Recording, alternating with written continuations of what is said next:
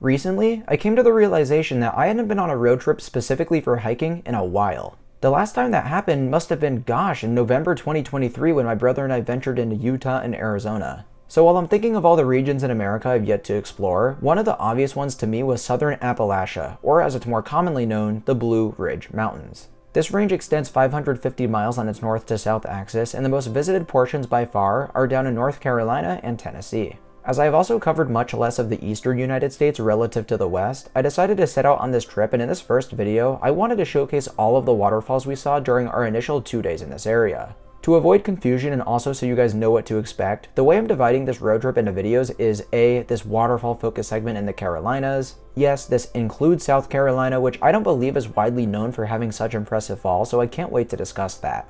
Then there will be a long-form video on my first ever visit to Great Smoky Mountains National Park in Tennessee and North Carolina, where we prioritize mountain hikes and wildlife. Lastly, we spent a couple hours outside the Blue Ridge Mountains in central Tennessee, another area known for waterfalls, so that'll get its own video as well. Overall, despite this trip only consisting of 3 videos, they'll be filled to the brim with amazing locations that I can't wait to share with you all, starting here in North Carolina. So without further ado, let's begin at Chimney Rock State Park, located an hour and a half west of Charlotte at the very eastern side of the mountain range. Essentially what this is a massive 535 million year old monolith rock that exists as a result of a geologic process where a portion of the Earth's molten core welled up, cooled, and solidified into a large mass of granite deep underground. Then eventually, the surrounding earth eroded, leaving behind the iconic rock formation. This is the exact science that formed Stone Mountain over in neighboring Georgia, if you've seen my video on that.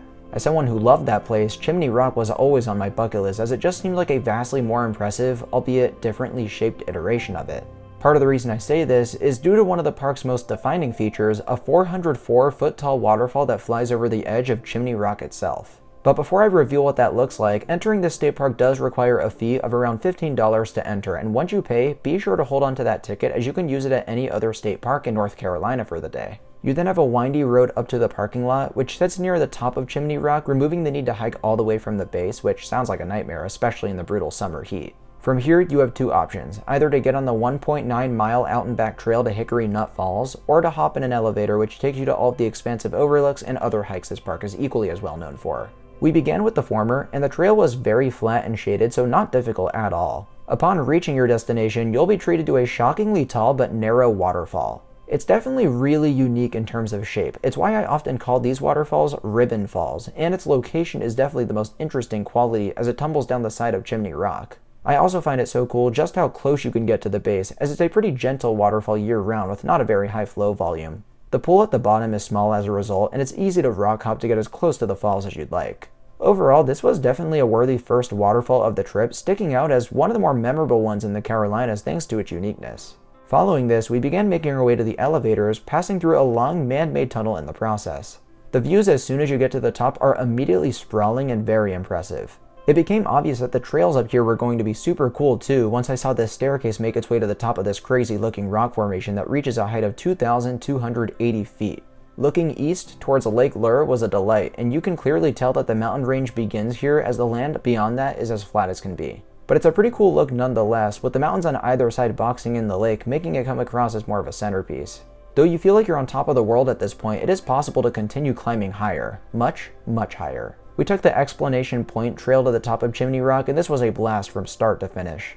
One of the initial views you get once you begin climbing your first set of a whole bunch of stairs is the same as what you got before, but this time you can see that flat-topped rock formation with its enormous American flag. Admittedly, the trail starts to get very steep and exhausting by this point, but I didn't think it was too hard in the sense that it was dangerous or technical. I feel that most people who wanted to put in the effort should have no issue completing this hike whatsoever. We eventually made it to Explanation Point with an incredible height of 2,480 feet. The views looking west are honestly just as great as you have these huge mountains on either side, creating a gorge with the river at the bottom. It never fails to amaze me how these little streams of water are able to carve through a landscape and create such impressive openings. Beyond this, it is possible to continue further on the Skyline Trail, which is still fairly new, opening in 2017. But since I had heard this was a bit underwhelming, plus it would have taken a large chunk out of our day to complete, we decided to make this our turnaround point.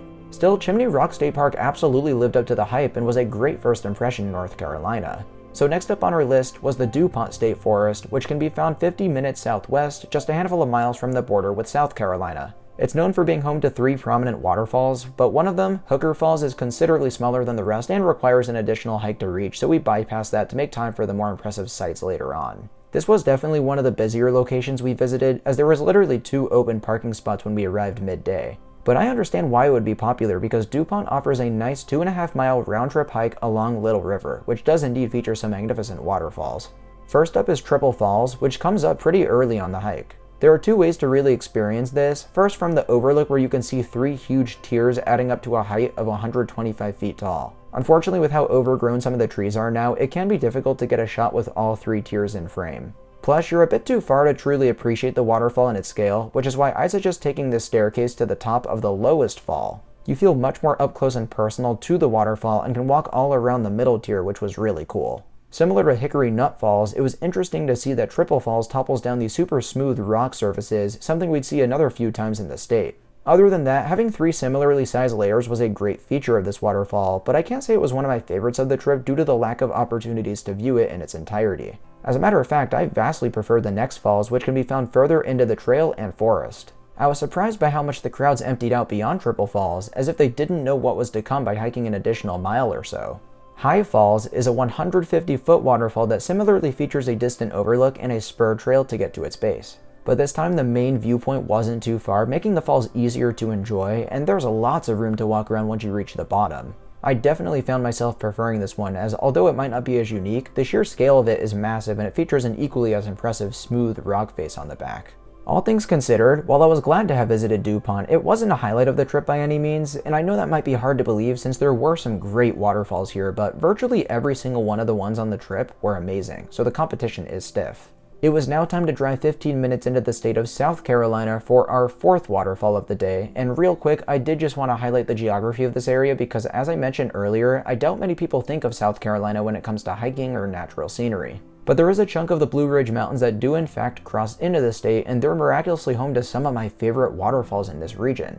Raven Cliff Falls is no exception, but it did require the longest hike to a singular waterfall on the entire trip. And even then, it's not enough to actually get to the waterfall, it's just a distant overlook.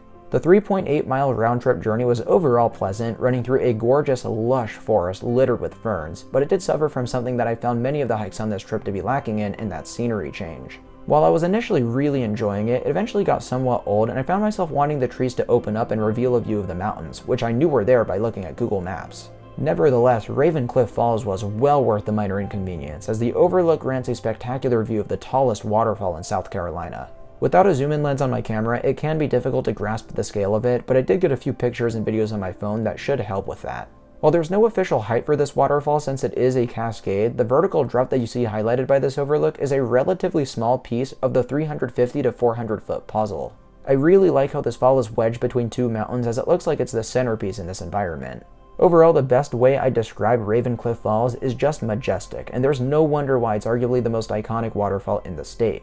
The only downside were the lack of viewpoints and space to move around. Your best bet if you'd like to see more of it would be to continue on the trail to reach the base, but it makes this hike much longer, and I've heard the view from the bottom isn't nearly as impressive as the overlook, so this was an easy skip. Still, I'm glad we devoted the time and effort to see this one, as it really is so picturesque. Let's take a short waterfall break now to discuss a really interesting spot that I found out not long before this trip, and that's the Pretty Place Chapel at the YMCA Camp Greenville. This small building where people come to gather and pray was positioned atop a mountain and provides some incredible views. Definitely the most emphatic of the trip so far, and you can tell it's a special place because as we walked in we saw someone propose literally within 15 seconds. It was a surprisingly beautiful moment and a great place to do it. Shout out to the YMCA for keeping this open for the public to enjoy too. You can check the hours online, but throughout the day, the chapel becomes available only to those in the camp, then to the public, then back to the camp, and vice versa. It just keeps flip-flopping. Another thing, literally a mile or 2 away is another very impressive waterfall that I'd heard was well worth my time. Rainbow Falls is technically situated in Jones Gap State Park, but its borders come right up against the YMCA, so I was wondering if there was an easy walk to get between the two. Down the road from the chapel, right by this parking lot, which the public is not allowed to park in, so just keep that in mind if you're trying to do this. When I was scoping the internet trying to figure out how to do Rainbow Falls, which is part of Jones Gap State Park, The only real information I could get was on the main trail, which is like 4.4 miles round trip and begins down the mountain, which is like an hour drive away because you have to go all the way around. But the actual waterfall is only located like a mile away from this parking lot. And so I'm like, okay, is there an easier way to get there? And I think there is. And the reason I think it is because I've seen reviews of people on all trails who would go all the way to Rainbow Falls and then continue up the trail to get to the chapel. So I assume if you can get up to the chapel, you can also go down and get to Rainbow Falls that way. So I'm going to try it now, and I will let you guys know how it is, although I'm not exactly sure where I'm going, but I'll figure it out. Okay, bullseye, found it. And by the way, this is not on all trails, just keep that in mind. When these two roads intersect, flip around, and here's the trail. It is not marked, there is no signs, but it does look like it's fairly well maintained and shouldn't be too difficult to get to.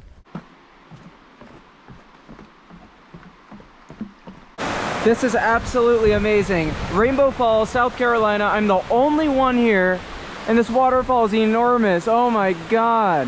Look, the hike to these falls might have been a butt kicker, but it was incredibly worth it. You could argue the flow was slightly disappointing relative to the other waterfalls we had seen, but its height was far greater than I was expecting at nearly 100 feet tall. Plus, it's boxed in by these incredible steep cliffs, and there's so many different angles you can get by hopping across the creek. I couldn't spend too much time here as I didn't have that much daylight left, but it would have been such a bummer to miss this waterfall. I'm so glad I was both able to make time for it and discovered a way to get there from the chapel, as it's very, very loosely known about. It was definitely one of my favorite falls we had seen thus far, and a hidden gem that far more people should talk about. But that concluded the first of 2 jam-packed days chasing waterfalls. The next morning we headed straight to Gorges State Park back on the North Carolina side of the border. This is about an hour west of our last spot and surprisingly free to enter, which was a nice surprise. Though to be fair, it does make sense because there's not exactly a ton to do in this park. The main reason for coming here is the hike to Rainbow Falls. Yes, this does have the same name as the last one, and the handful of other minor waterfalls beyond that. I'll be honest, I was not expecting this trail to be anywhere near as long as it was. I think I had anticipated a short 1 mile thing given Rainbow Falls' popularity, but it was actually close to 4 miles round trip with quite a bit of elevation gain too. I still wouldn't say it's a super hard hike, but just know going in that you're going to have to put a bit more effort into this one. Like with the Raven Cliff Falls Trail, this takes you into a really nice forest that I really enjoyed at first, but considering the entire hike basically looks like this, I had started to long for something else. Rainbow Falls is a 150-foot tall waterfall, once again flowing off a silky smooth rock face. Only this time, it was steep too, making for a very impressive waterfall. Unlike some others with the same name, you actually do see some rainbows form at the base too, which made this a very enjoyable fall to take pictures of. You know, the hike in here was pretty long. I was thinking, will this be worth it?